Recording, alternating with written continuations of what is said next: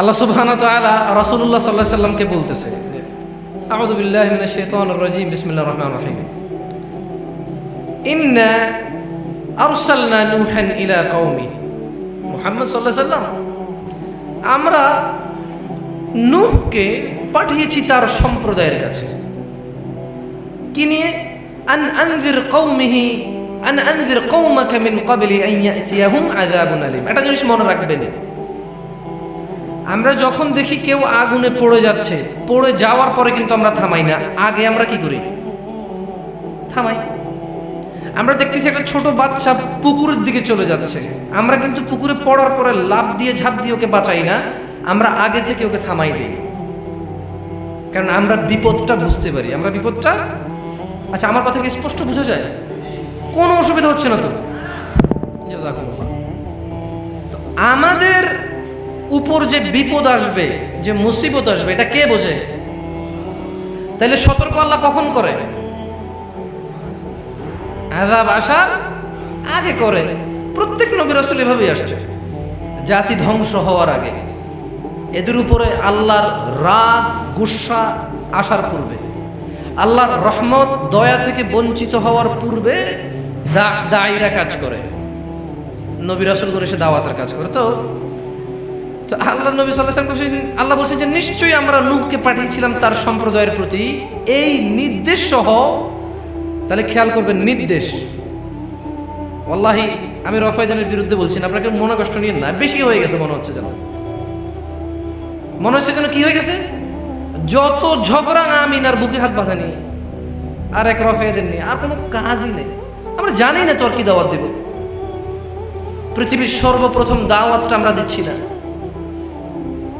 যার ঈমান নাই তার সালাত কি, আর যার সালাত নাই তার আখলাক কি, যার পিতামাতার সাথে ভালো সম্পর্ক নাই তার আর বন্ধু বান্ধবের মানে তার সালাত কি? আবার যে চুরি করে তার সালাত কি, যে ডাকাতি করে তার সালাত কি, যে ঘুষখোর মদ খায় জিনা করে তার সালাত কি? আবার তার সালাত কি? একজন যার সন্তানের তার পিতৃ সম্পত্তির অধিকার কি? আবার একজন আজনবী প্রবাসে থাকা, তার আবার ওখানে নাগরিকত্ব কি? ওখানে তার ভূমিকা কি? জায়গা জমি কেনার ভূমিকা কি? ওখানে তার বাড়ি গাড়ি করার ভূমিকা কি? ভালো জীবন যাপন করবে, কেউ সমস্যা করতেছে না, বছরে বছর রিনিউ করতেছে, দ্যাটস ইট, ওকে। একজন মুনাফিক, কাফের, মুশরিক, ওর সালাত কি? আবার আপনার সামনে সালাত আদায়কারী লোকটা তো শিরিক করে, আপনার সামনে সালাত আদায়কারী লোকটা কুফরি করে, আমার সামনে সালাত আদায়কারী লোকটা মুনাফিকি করে, ঘুষখোর, ডাকাত, চোর, বদমাইশ। তো আমি ওর রফিয়াদের ভুল ধরে করবো, আমি ওকে রফিয়াদান করাই ফেললাম, কারেক্ট করে ফেললাম, তো ওর তো সালাতে কবুল হচ্ছে না। যে জিনিস ওর কবুল হচ্ছে না, ওই জিনিসের নিয়ম জেনে হবে কি ওর? বোঝেন নাই কথা? ধরেন রফিয়াদান করলাম বা করলাম না, আমিন বললাম বা বললাম না, বুকে হাত বাঁধলাম বা নাভির নিচে বাঁধলাম, ইটস আ ডিফারেন্ট টপিক। কবুল করবে কে? আল্লাহ। ভুল শুদ্ধ এটা মুহাম্মদ সাল্লাল্লাহু আলাইহি সাল্লাম ক্লিয়ার করে দিয়ে চলে গেছে। কিন্তু এই ভুল শুদ্ধের মানে কি? যখন আমার ঈমানই নাই, যখন আমার কি নাই? ঈমানই নেই। আচ্ছা, যেটা বলছিলাম, তো আল্লাহ কি নির্দেশ দিয়েছে? সতর্ক করার জন্য বলেছে। তাহলে আমরা যারা নিজে সতর্ক হচ্ছি, সতর্ক হওয়ার সঙ্গে সঙ্গে আমরা যখন অন্য কাউকে সতর্ক করব, তখন আমরা সতর্ককারী, তখন আমরা কি? তাহলে আমরা কি নিয়ে সতর্ক করব? দেখুন, আল্লাহ বলছে যে নূহ, আপনি আপনার সম্প্রদায়কে সতর্ক করুন আযাব আসার আগে, ভয়ানক আযাব আসার আগে।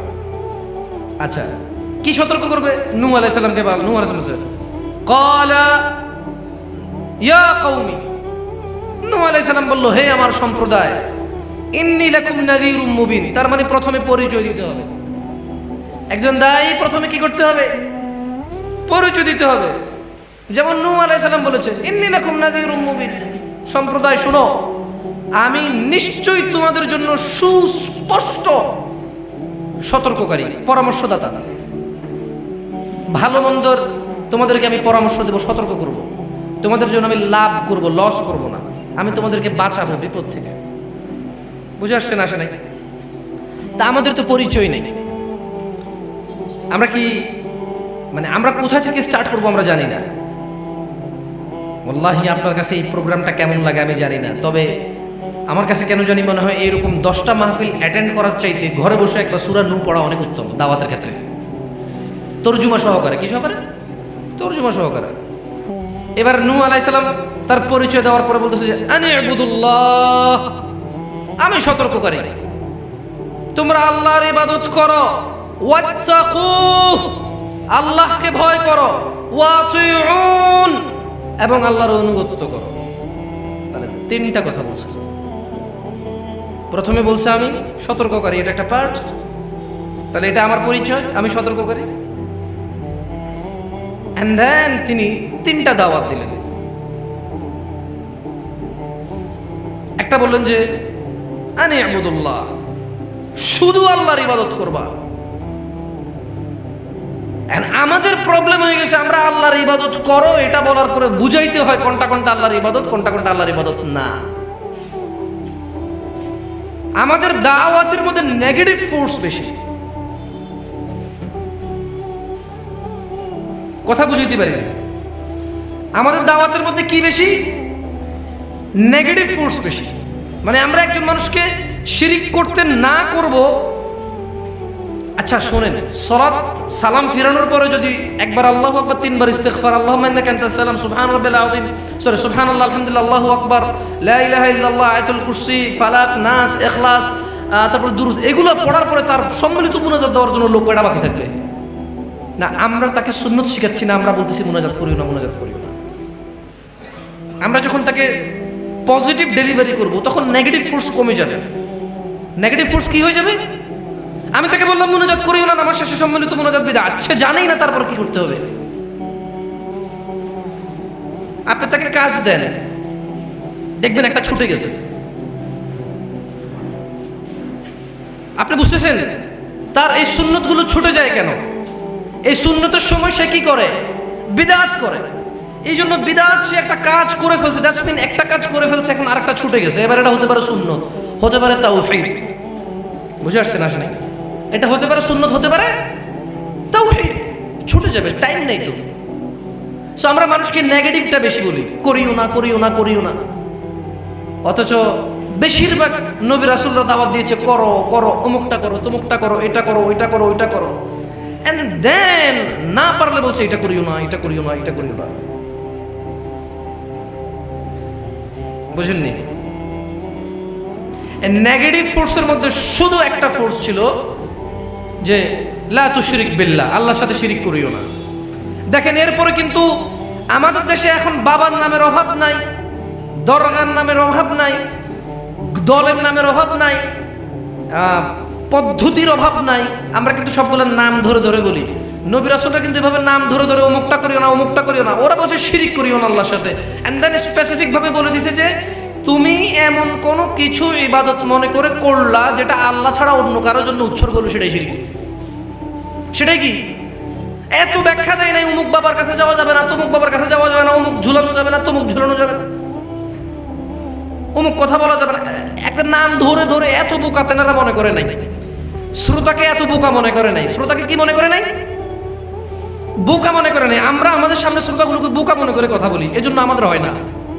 আরে আগে থেকে ডিসিশন নিয়ে নিয়েছি, লোকটা বোকা, তো বুঝবে কি? আমি তো বুদ্ধিমান মানুষ, আমি ডিসিশন আগে থেকে নিয়েছি যে বোকা, বুঝতেছে না, বারবার বুঝাচ্ছি, বারবার বুঝাচ্ছি। তো যখন আমি আগে থেকে ডিসিশন নিয়ে নিয়েছি সে বোকা, তো একে বুঝার লাভ কি? আমার উচিত কথাই না বলা। অথবা যদি আমি কথা বলি এদেরকে শিক্ষিত মনে করে কথা বলা। কি মনে করে? যে বিবেকবান মানুষ, আমি কথা বলবো, সে এটা থেকে বুঝে নেবে। কোরআন পড়ে আমি বুঝি বুঝি, সে বুঝবে না। কেন? আমি একটা খুতবায় বলেছিলাম, কোরআন হেফেজ করলে ওকে যদি হাফেজ বলে আমাকে কামলা বলবে না। ও হাফেজ, কোরআন মুখস্থ করলে ওকে যদি হাফেজ বলে, আযান দিলে যদি মুয়াজ্জিন বলে, আমি আযান দিলে আমাকে অন্য কিছু বলবে না, মুয়াজ্জিনই বলবে। দ্যাটস মিন কাজ এটাই, যেই করবে টাইটেল সেম আসবে, টাইটেল সেম আসবে, টাইটেল পরিবর্তন হবে না। যাক, তাহলে নূহ আলাইহিস সালাম কি দাওয়াত দিলেন? আন ইবুদুল্লাহ ওয়াত্তাকুহ ওয়া আতিউন, তোমরা আল্লাহর ইবাদত করো, ওনাকেই ভয় করো এবং ওনার অনুগত্য করো। আচ্ছা, এইবার কিন্তু একটা কথা চলে আসছে, আল্লাহকে যদি ভয় করি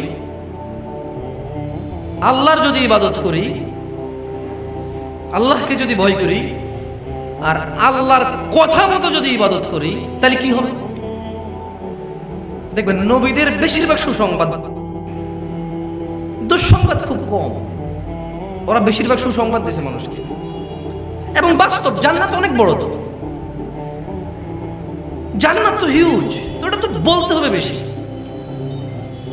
এবার নূহ আলাইহিস সালাম বলেছে যে ইয়াগফির লাকুম মিন যুনুবিকুম ওয়া ইউআখিরুকুম ইলা আজালিন মুসাম্মা। শোনো, যদি তোমরা আল্লাহর ইবাদত করো, আল্লাহকে ভয় করো, আল্লাহর কথা মতো চলো, ওনাকে অনুগত্য করো, তিনি তোমাদের যে পাপগুলো আছে এগুলো ক্ষমা করে দেবে। তার মানে টেনশনই নেই। তোমার বয়স 60 বছর, তোমার বয়স 50 বছর, 70, 75, ওকে 28 বছর বয়স, প্রতিদিন একটা মহিলার সাথে ঘুমাও, প্রতিদিন মদ পান করো, জীবনে হালালি খাও নাই, জীবনে কোনো একটা ভালো কথা বলো নাই, ডোন্ট ওয়ারি। তুমি যখন সিদ্ধান্ত নিবা আল্লাহর ইবাদত করবা, আল্লাহকে ভয় করবা, আল্লাহর অনুগত্য করবা, খালাস ইয়াগফির লাকুম মিন যুনুবিকুম, তিনি তোমাদের ক্ষমা করবে যে গুনাহগুলো আছে। পাপ সমূহ কি? পাপ সমূহ বহু বছর, একটা স্পেসিফিক পাপ না। যখন আমরা সিদ্ধান্ত নেব যে আল্লাহকে ভয় করব, ওনার কথা মতোই ওনার ইবাদত করব, আমার গুনাহ ক্ষমা করবে কে? আচ্ছা, তো গুনাহ ক্ষমা করলে কি হবে? আমার বয়স 70, আমার 70 বছর গুনাহতে গেছে, আমি মাত্র তওবা করে ফিরে আসলাম, তো আমার তো কোনো নেকি নেই নাকি? না, তিনি বলছেন যে ওই ওয়াখিরুকুম ইলা আজালিন মুসাম্মা, এবং তোমাদেরকে নির্দিষ্ট সময় অবকাশ দেবে, সময় দেবে। ইয়া আল্লাহ, ইয়া আল্লাহ, সুবহানাল্লাহ। নূহ আলাইহিস সালামের জাতি ধ্বংস হয়ে গেছিল, জানেন? নূহ আলাইহিস সালামের জাতি ধ্বংস হয়ে গেছিল। তো নূহ আলাইহিস সালাম তার জাতিকে বলতেছে, শোনো, যা তোমরা করতেছো এইভাবে টিকতে পারবা না, শেষ, একদম ফিনিশ করে ফেলবে আল্লাহ। আল্লাহর ইবাদত করো, ক্ষমা চাও, আল্লাহ তাআলা তোমার ক্ষমা করবে, আর তোমাকে একটা সময় দেবে, বেঁচে থাকার সময় দেবে, নেকি করার সময় দেবে, ফিরে আসছো টিকে থাকার সময় দেবে। ইয়া আল্লাহ, সুবহানাল্লাহ, সুবহানাল্লাহ। ইন্না আজালাল্লাহি ইযা জাআ লা ইউআখারু লাউ কুনতুম তা'লামুন। এই প্রথম একটা আফসোসমূলক কথা বলছে, মানে ওনার খুব দুঃখ কষ্ট হচ্ছে, কিন্তু এখনো নেগেটিভ কথা কি বলে নাই। খেয়াল করবেন, সূরা নূহ প্রত্যেকের পড়া উচিত। ওয়াল্লাহি আপনার জীবনটাই সুন্দর হয়ে যাবে ইনশাআল্লাহ। আপনার ভাইয়ের সাথে কথা, আচার ব্যবহার সুন্দর হয়ে যাবে, আপনার বাবার সাথে আচার ব্যবহার সুন্দর হয়ে যাবে। ওর এই আজে বাজে আচার ব্যবহার, অধার্মিকতা আপনাকে পেরেশান করবে, কিন্তু আপনাকে উগ্র করবে না। কি করবে না? আপনাকে এরকম মানে মন মানসিকতা আসবে না আমি ওর চাইতে শ্রেষ্ঠ, এরকম আমরা মনে করি, রাইট? আমরা সবাই আরেকজন থেকে শ্রেষ্ঠ মনে করি নিজেদেরকে। সূরা নূহ পড়লে এরকম আসবে না। তো নূহ আলাইহিস সালাম এত নসিহত করার পরে বলতেছে যে আহা আমার কাউম, আল্লাহর নির্ধারিত সময় আসলে কিছুতেই তা দেরি হবে না। ওহো, যদি তোমরা জানতে রে, যদি তোমরা জানতা, আল্লাহর ইবাদত করো, ওনাকে ভয় করো, ওনার অনুগত্য করো, তিনি ক্ষমা করবে, সময় দেবে। আহা আমার কওম, একবার যদি আল্লাহর আযাব চলে আসে, আর যখন নির্ধারিত সময় কেউ ঠকাইতে পারবে না, তার মানে তিনি আফসোস করে বললেন যে তোমরা এর আগে ভালো হয়ে যাও। ওই যে কোরআনের আয়াতের শুরুর দিকে বলছে যে নূহকে আমরা পাঠাইছি তার জাতিকে সতর্ক করার জন্য আযাব আসার আগে। তো এই জন্য নূহ আলাইহিস সালাম চিন্তিত, এরা তো ভালো হচ্ছে না, আযাব তো চলে আসবে, আমি তো আযাব আসার আগেই এদেরকে বলতেছি। মনে রাখবেন, নূহ আলাইহিস সালামের জাতিকে আল্লাহ ধ্বংস করে দিয়েছে। আমরা কিয়ামত ছাড়া ধ্বংস হব না, এটা আমাদের চিন্তা, এটা ভুল। আমি যখন মরে যাব আমার ধ্বংস স্টার্ট। আল্লাহ আমাদেরকে হেফাজত করুন, আশ্রয় দান করুন, ভালোবাসুন, দয়া করুন। তিনি আমাদের উপর ওনার দয়ার নামের সঙ্গে পেশ হন। আপনি বুঝতেছেন না? আমাদের মনে হয় কিয়ামত হলে ধ্বংস হবে। না, যে ব্যক্তি যখন মারা যায় তার তখন থেকে কিয়ামত স্টার্ট হয়ে গেছে, খালাস। এর কিয়ামত তখন যখন সে মারা গেছে। আচ্ছা, নূহ আলাইহিস সালাম তার জাতিকে বলল, বলার পরে দেখে যে কাজ হয় না। কি হয় না? নূহ আলাইহিস সালামকে কে পাঠাইছে? কে? আমাদেরকে কে পাঠাইছে? বলেন তো, আমরা মানুষজনকে দাওয়াত দেওয়ার পরে আল্লাহর সাথে কথা বলি না? আমরা দিতেই থাকি চৌকিদার, পাহারাদার। একবার ওর পিছে লাগে আছে যে হয় দেখ ভাই, তোর সাথে যদি আমি কথা কই, তুই আমার মতোই চলতে হবে, তাহলে তুইও নাই আমিও না, খালি হইলি। আপনি খেয়াল করে দেখেন পিছে লাইগা আছে ভাই ভাই ভাই, এরপরে দূর এটা মুনাফিক বেঈমান মুশরিক কাফের, মানে বাস খালাস। খেয়াল করছেন, মানে কয় না হয় এই পার নাহলে ওই পার, তার মানে আমরা এই পার ওই পার ক্লিয়ার করে ফেলি। বাট নূহ আলাইহিস সালাম এরকম করে নাই। দাওয়াত দেওয়ার পরে সবভাবে দাওয়াত দিছে, আশা আশ্বাস দিছে, পাঠাইছে কে? এবার সোজা আল্লাহর কাছে চলে গেছে। কে? নূহ আলাইহিস সালাম কার কাছে গেছে? আচ্ছা, আল্লাহর কাছে যে কি বলতেছে? ক্বালা রাব্বি, নূহ বলল হে আমার প্রতিপালক, ইন্নী দাআউতু কওমি লাইলান ওয়া নাহারা, হে আমার প্রতিপালক, আমি আমার সম্প্রদায়কে দিন রাত ডেকেছি। কত আফসোস ভাবে কথাটা বলেছে। একজন মানুষ কতটা ভালোবাসলে তার জাতিকে, এই অপরাধ করা মানুষগুলো, অন্যায় করা মানুষগুলো, এই মুশরিক কাফের ফাজির ফাসিক, এই মানুষগুলোকে কতটা ভালোবাসলে বদদোয়া দেয়নি।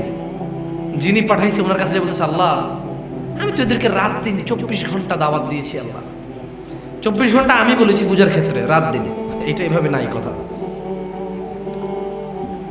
ফালাম ইয়াজিদহুম দুআই ইল্লা ফিরারা, কিন্তু আমার আল্লাহ আমার এই ডাক, আমার এই দাওয়াত, আমার এই আহ্বান তাদের থেকে আমার দূরত্বটাই বৃদ্ধি করলো। তারা খালি পালায়, আমি যতই বলি ততই দূরত্বটা সৃষ্টি হচ্ছে। আজকে আমাদের অবস্থা কি এমন না?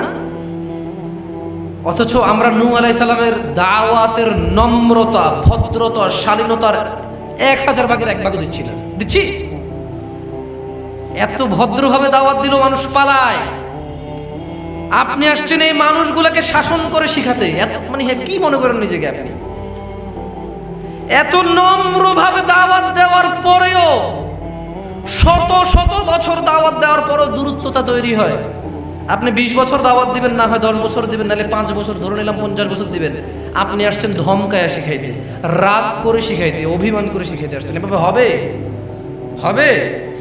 আজকে রফে এদেনের মানুষ তো পাওয়া যায়, ভালো আখলাকধারী মানুষ পাওয়া যায় না। আজকে আমিন বললে মসজিদে আমিন তো শোনা যায়, কিন্তু স্ত্রীর সাথে ভালো ব্যবহারকারী হাজবেন্ড পাওয়া যায় না। বাবা মা আর স্ত্রীর মধ্যে আদল ইনসাফকারী হাজবেন্ড পাওয়া যায় না। পরকিয়া করে, আকীদা তো ভালো কিন্তু চরিত্রটা খারাপ। মাজারে যায় না, তাই ওর আকীদা ভালো, মসজিদেও আসে। তো কি মনে করবো? তাহলে ফালাম ইয়াজিদহুম দুআই ইল্লা ফিরারা, আমার এই দাওয়াত তাকে শুধু দূরেই ঠেলে দিছে। ওয়া ইন্নী কুল্লামা দাআউতুহুম লিতাগফিরা লাহুম জাআলু আসাবিআহুম ফি আযানিহিম ওয়াস্তাগশাউ থিয়াবাহুম ওয়া আসররু ইসতাকবারু ইসতিকবারা। আল্লাহ নূহ আলাইহিস সালাম বলছে, কে বলছে? আপনি কি এর চাইতে বেশি দুঃখ পাইছেন? আপনি কি এর চাইতে বেশি দুঃখ পাইছেন? আপনি কি এর চাইতে বেশি দাওয়াত দিয়েছেন কাউকে? হ্যাঁ, আমি তো নিজেই জানি না এখন অনেক কিছু দাওয়াত দিব কি। সারাদিন শুধু ফেসবুক চালাই, কোন শেখের কোন ওয়াজ আছে লাইক দিই, কমেন্ট করি, শেয়ার করি। শেখ উহিব্বুক ফিল্লাহ লিখি থাকি, 10 ঘন্টা অপেক্ষা করি কখন রিপ্লাই দিবে। দিনই বোন বানাই, বোনদের সাথে চ্যাটিং করি, বোনদের পক্ষ থেকে আজে বাজে প্রশ্ন এনে শেখদেরকে করি। বুঝাইতে পারিনি কথা, কি অবাস্তব কথা বলতেছি? হ্যাঁ, তাহলে নূহ আলাইহিস সালাম বলতেছে, আল্লাহ আমি যখনই তাদেরকে ডাকি যাতে আপনি ক্ষমা করেন। তাহলে নূহ আলাইহিস সালাম কেন ডাকে তাদেরকে? নূহ আলাইহিস সালাম কেন ডাকে তাদেরকে? যাতে আল্লাহ তাদের কি করে? ক্ষমা করে। মনোযোগী হবেন। আমি অতটা আপনাদেরকে ময় মাসলাওয়ালা ওয়াজ করতে পারবো না, ওতে কেউ মনে থাকে না কিছু। একটা প্রোগ্রাম যদি একটু ক্লাস ভিত্তিক হয়, একটু ক্লাস ভিত্তিক ক্লাসরুমের মতো করে হলে ভালো মনে থাকে। মানে অত আবেগময়ী কথা হয় না, অত চিল্লায় শরীরের পশম দাঁড়ায় যায় না, বাট কাজে আসে। 5 বছর পরে হলো কি হয়? কাজে আসে। আমি যখনই তাদেরকে ডাকি যাতে আপনি তাদের ক্ষমা করেন, তারা নিজেদের কানে আঙ্গুল দিয়েছে।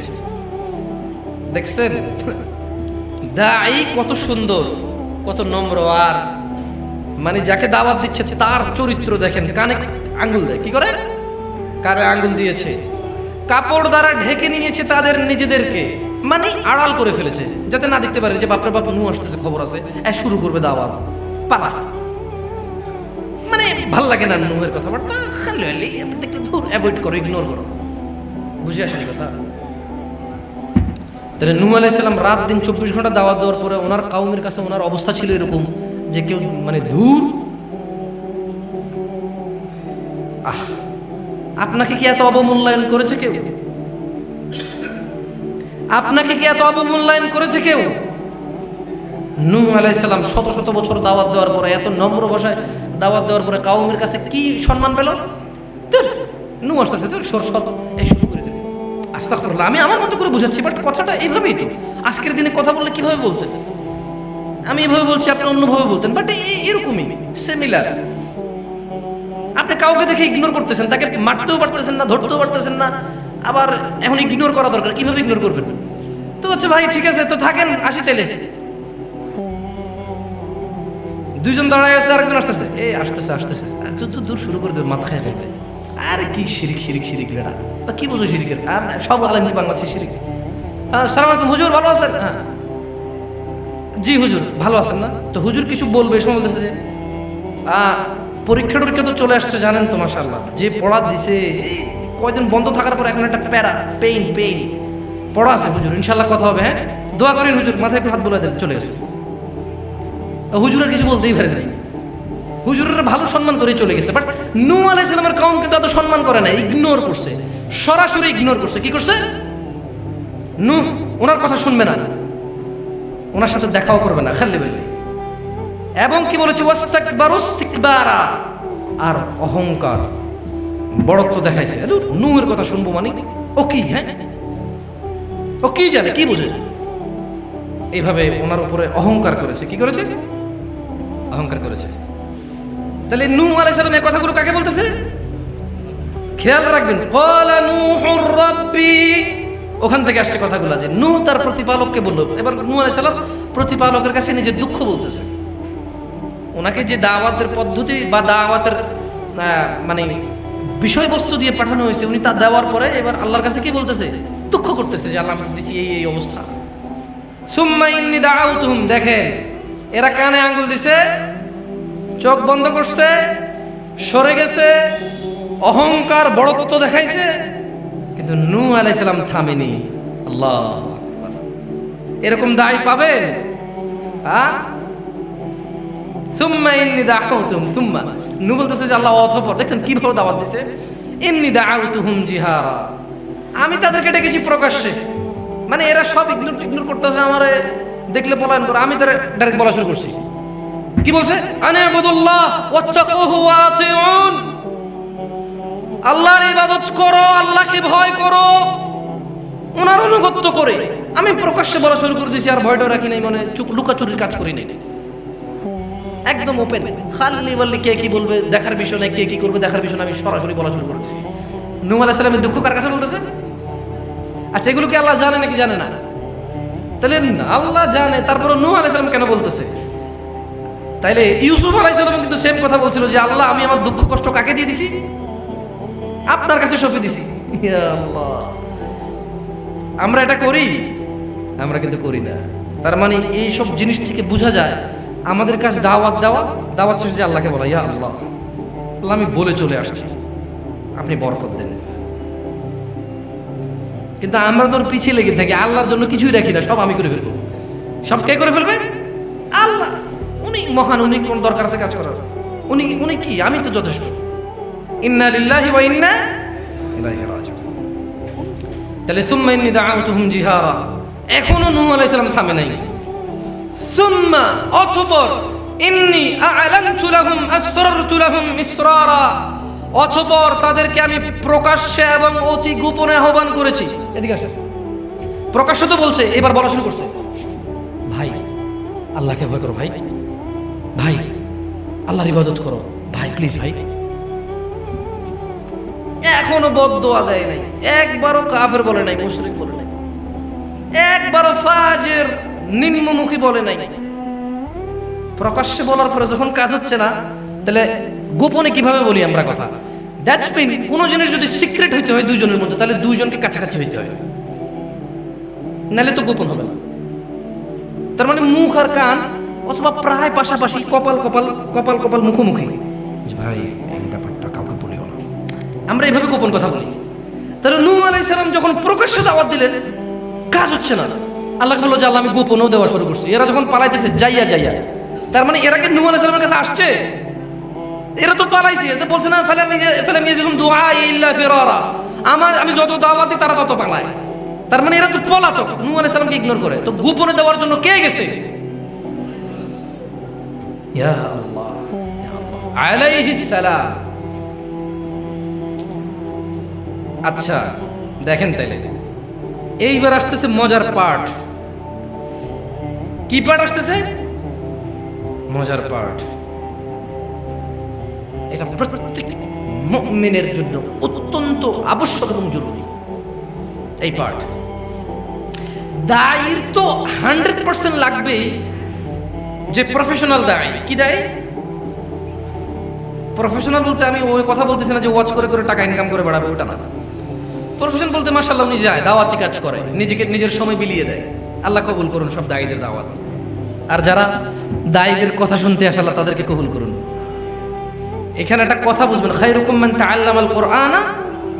তার মানে প্রথমে আল্লাহ নবী বলতেছেন যে তোমাদের মধ্যে উত্তম হচ্ছে ওই ব্যক্তি যে কোরআন শিখে, যে কোরআন শিখে এবং শিক্ষা দেয়। তার মানে দুজনেই উত্তম।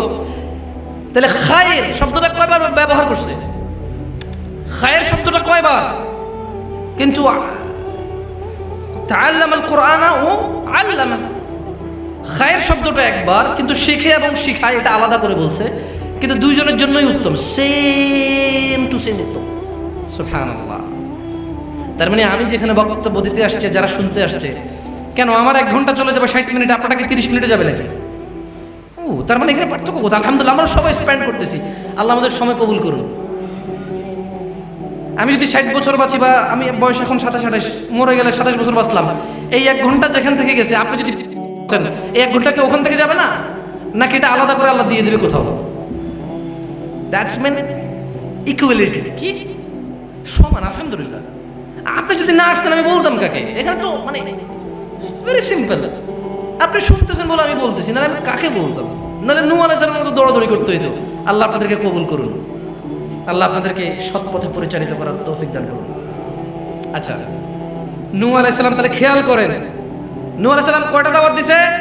আন ইবুদুল্লাহ ওয়াত্তাকুহ ওয়া আতিউন। 3টা দাওয়াত দিয়েছেন যে আল্লাহর ইবাদত করো, আল্লাহকে ভয় করো, ওনার পদ্ধতি অনুযায়ী ইবাদত করো, ওনাকে অনুগত্য করো, মেনে চলো। আচ্ছা, এগুলাই 3টার জন্য উনি কত কষ্ট করছে। এবার তো একটু বদদোয়া হয়, ঠিক না? একটু বদদোয়া দেওয়া লাগে না? কি বাজে কাউম, কি খারাপ সম্প্রদায়, ঠিক না? একটু বদদোয়া দিতে হয় না? না, বদদোয়া দেয়নি। কি বলছে? ফাকুলতু আস্তাগফিরু রাব্বাকুম ইন্নাহু কানা গাফফারা ইউরসিলিস সামাআ আলাইকুম মিদরারা ওয়া ইউমদিদকুম বিআমওয়াল। আল্লাহ। নূহ আলাইহিস সালামের সম্প্রদায়ের মধ্যে সংকট ছিল বৃষ্টির। কিসের সংকট ছিল? ছেলে সন্তানের সংকট ছিল, দরিদ্রতা ছিল, ধন সম্পদের সংকট ছিল। এই 3টা বেশি সংকট ছিল। এবার নূহ আলাইহিস সালাম ওটাকে কাজে লাগাচ্ছে। আচ্ছা, নবীরা কি ওহী না হলে কিছু বলে? নবীরা কি ওহী না হলে কিছু বলে? আল্লাহ অপছন্দ করে এমন কিছু বলে? তাহলে নূহ আলাইহিস সালাম যে কথা বললো, নিশ্চয় আল্লাহ বলছে। বলতে কে বলছে? ওই যে নূহ আলাইহিস সালাম কিন্তু বিচার দিল আল্লাহর কাছে। কি করছে আল্লাহর কাছে? কওমের ধ্বংসের বিচার না, নিজের আফসোস করলো, নিজের দুঃখ, নিজের কষ্টগুলো আল্লাহর কাছে বলছে। তখন আল্লাহ একটা পদ্ধতি শিখিয়ে দিচ্ছে। কে শিখাচ্ছে? ফাকুলতু আস্তাগফিরু রাব্বাকুম ইন্নাহু কানা গাফফারা ও আমার সম্প্রদায়, আল্লাহর কাছে ক্ষমা চাও। তাহলে ওখানে বলা আছে ওয়াত্তাকু, আল্লাহকে ভয় করো। এখানে কি বলতেছে? ইস্তাগফিরু রাব্বাকুম, আল্লাহর কাছে ক্ষমা চাও। তো কেন?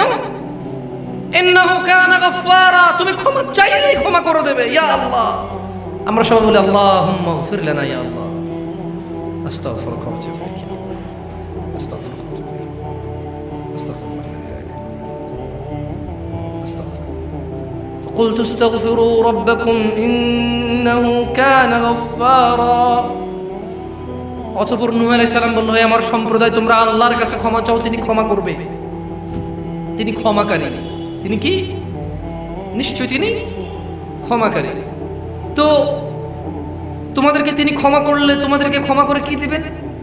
তোমাদের সবচেয়ে যেটা বেশি প্রয়োজন, ইউরসিলিস সামাআ আলাইকুম মিদরারা, তিনি তোমাদের উপর মুষলধারে বৃষ্টি বর্ষণ করবে, একবারে বৃষ্টি বর্ষণ করবে, এতটা বৃষ্টি দেবে যে না খালাস, তোমাদের যতটা প্রয়োজন ততটা দিয়ে দিবে, বেশি দিবে। তো বৃষ্টি হলে না হয় শাকসবজি হইলো, পান করলাম, ফল ফলাদি ফসল হইলো। তো আমাদের বাচ্চা কাচ্চা বলছে যে কি বলছে? আল্লাহু আকবার, ওয়ায়ুমদিদকুম বিআমওয়াল, তোমাদের সম্পদ বাড়ায় দেবে। কি করবে? সম্পদ বাড়ায় দেবে। এখানে দরিদ্র মানুষগুলো বসে দেখি আমার অবাক লাগে, মনে কিছু করিয়েন না। মুহাম্মদ সাল্লাল্লাহু আলাইহি ওয়াসাল্লাম দরিদ্র ছিল, কিন্তু তিনি বলছে যে প্রকৃত দরিদ্র মানে প্রকৃত ফকির মিসকিন ও না যার ধন সম্পদ নাই, প্রকৃত মিসকিন হচ্ছে সে যার হৃদয়টা খালি, যার অন্তরটা খালি। তিনি বলছেন যে প্রকৃত ধনী ও না যার প্রাচুর্য আছে, প্রকৃত ধনী ও যার হৃদয়টা পরিপূর্ণ, বড়, যার হৃদয়টা পরিপূর্ণ।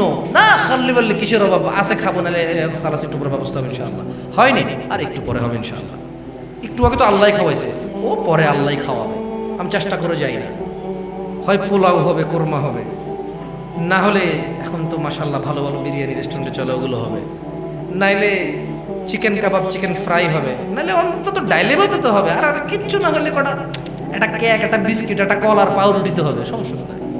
এই আস্থা আমাদের নাই, এই আস্থা আমাদের নাই।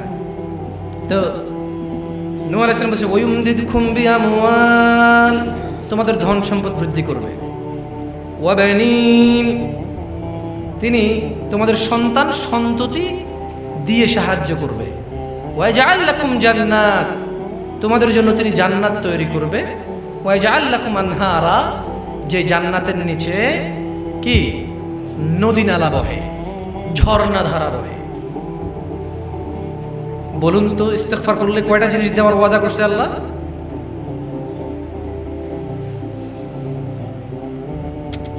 ভুলে গেলেন?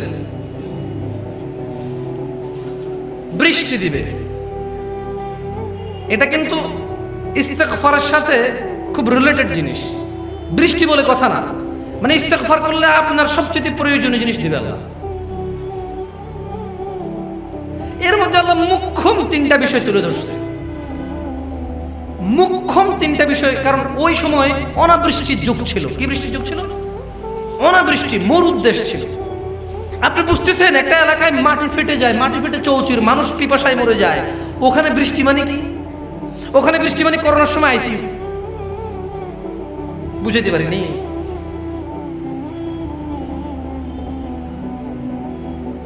ওখানে বৃষ্টি মানে করোনার সময় আইসিইউ, ভালো অক্সিজেনের ব্যবস্থা।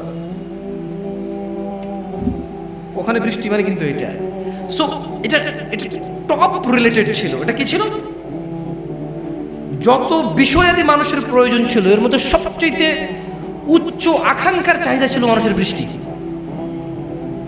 আর ছেলে সন্তান, যে কর্ম করবে, আর ধন সম্পদ যা তাকে অভাবমুক্ত রাখবে। তো এই জন্য এই তিনটা বিষয় তুলে ধরা হয়েছে। আচ্ছা, এখানে যদি আপনি দেখেন,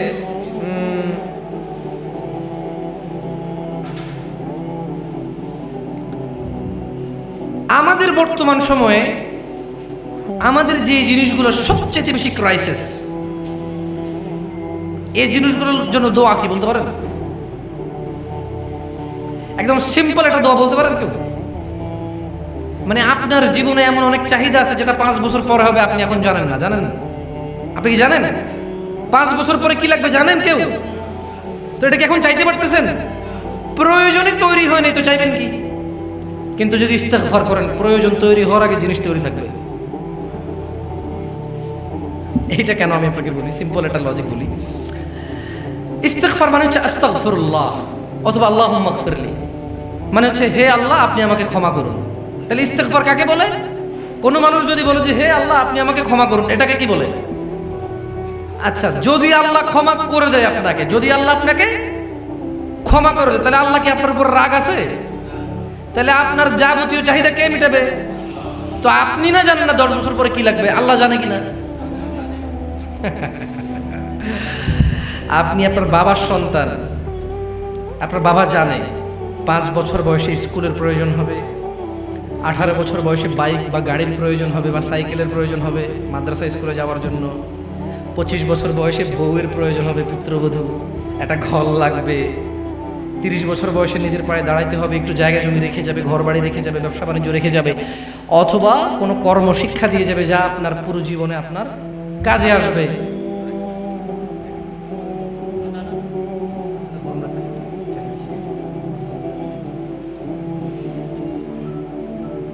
তো একজন বাবা যে আপনাকে জন্ম দিল, সে জানে না আপনি বেঁচে থাকবেন কিনা, সে জানে না আপনি ভালো হবেন না চোর ডাকাত হবেন, সে আপনার ভবিষ্যৎ সম্পর্কে জানে না, কিন্তু সে জানে যদি আপনি 60 বছর বাঁচেন কি কি প্রয়োজন হতে পারে। সাহলা গালাত। আমাদের বাবা যারা আমাদেরকে জন্ম দিয়েছে, আমরা যদি 60 বছর বাঁচি আমাদের কি কি লাগবে আমাদের বাবা জানে তো না, তাই আমাদের এই ব্যবস্থা করে, ঠিক কিনা? অগ্রিম ব্যবস্থা করে। কি ব্যবস্থা করে? আরে তো যিনি জানে না, না জেনে অগ্রিম ব্যবস্থা করে, সব কিছু কে জানে? তো আপনি যদি ইস্তেগফার করেন, আপনার প্রয়োজন তৈরি হওয়ার আগে জিনিস তৈরি থাকবে। আল্লাহ